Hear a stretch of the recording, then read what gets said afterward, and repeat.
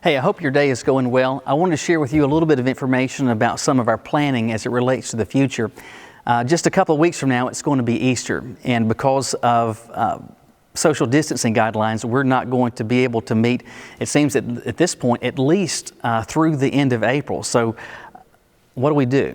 Well, Easter is a big deal. It's about the resurrection of Jesus. It has and it changes everything. So we want to make sure that we are intentional in celebrating that. That's not confined to a specific date. And so what right now our planning is that whenever we get the green light to be able to worship together again on our third Sunday back, that's when we're going to be celebrating Easter. As part of that weekend, we're planning on doing a community family event on that Saturday.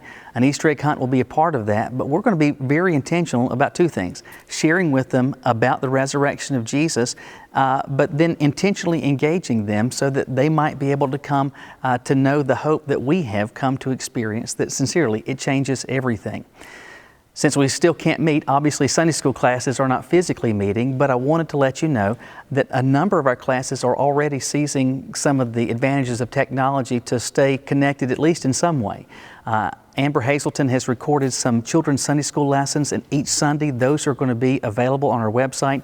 You can find those gatecitybaptist.org under Resources, Virtual Church. That's where you can find all of the digital resources or links to the resources that we're sharing with you.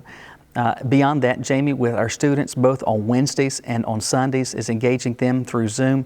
Parents, if your teenager hasn't been taking advantage of that opportunity, I hope that you'll encourage them to do so.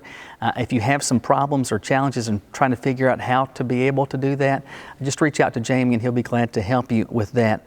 I know that Caroline's young ladies class has met through Zoom, and Tom's couples 1 and 2 class, their plan is both on Wednesday night and then later in the week to be able to meet together through Zoom. And Charlie Schramm's class, he's planning on coming by at some point this week to be able to record some video that he's going to share with that class as well. I'm not saying this to say that to teachers who haven't planned or aren't planning right now to be able to do some of these things that you need to step up. I promise you, I'm not saying that at all. What I am saying is that I'm grateful that we do have so many that are trying to use the technology that's available to us to make sure that we stay engaged, because hopefully you're like me and that you miss our ability to get together, and something is better than nothing. And so even through digital means, it's better than just us sitting at home isolated from each other. So I hope you'll take advantages of these resources as they come your way. Let me say also thank you for your faithfulness in giving. We have already just a couple of weeks into this social distancing thing. We haven't been able to meet together, but on the positive side, you have been so faithful in your giving. We have noticed just a very small decrease in contributions. That's a testament to your discipline and faithful giving. And let me say thank you. Thank you on behalf of the church. Thank you on behalf of the ministries that we support. Let me just encourage you to remain faithful in your giving, because even though we don't meet the needs and the financial expenses of this church, they continue. Let me encourage you also, since we can't meet together, to don't just wait until we're finally able to see each other in person before you talk to some other church members. Pick up the phone. Somebody that would normally be in your Sunday school class that you talk to or sit near you in the worship center, reach out to them. Just check on them. See how they're doing. See if there's anything that you can pray with them about. Just see how they're coping with the aggravation of having to stay shut in.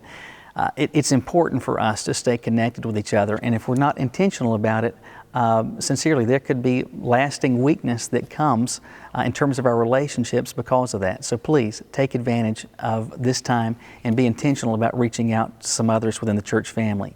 If you need the contact information for another church member, the easiest way is to take advantage of our online church database. Many of you have connected to that, some others have not. If you haven't, my encouragement for you, and the easiest way, is to go to this address, onrealm.org. That's onrealm.org. Go there. You'll put in your email address, whatever that we have here at the church, and if those addresses match, it's going to send you an email link that you'll follow the instructions so that you might be able to gain access to that information.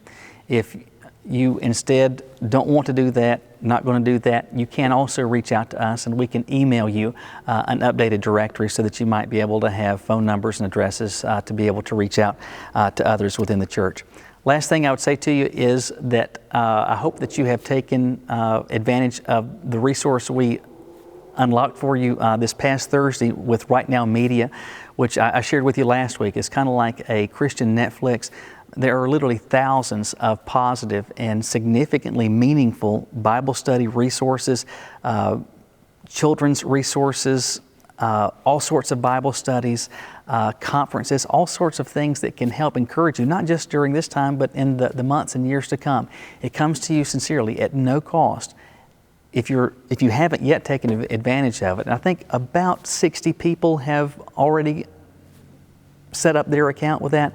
If you haven't, I'm just telling you, you're missing out. So look, this past Thursday is when I sent the email invites out. It should say something like a gift from Gate City Baptist. If you didn't receive that, two things. One, look in your spam folder. It could have gone there. Or secondly, if you still can't find it, reach out to us in the church office and we'll send you a new invite. I'm telling you, you will find these resources to be a real benefit to you. Sincerely, I hate the fact that we are still separated physically from each other. Look forward to the time when we can get back together in person. But in the meantime, just know that you're missed, and I look forward to seeing you soon. God bless you.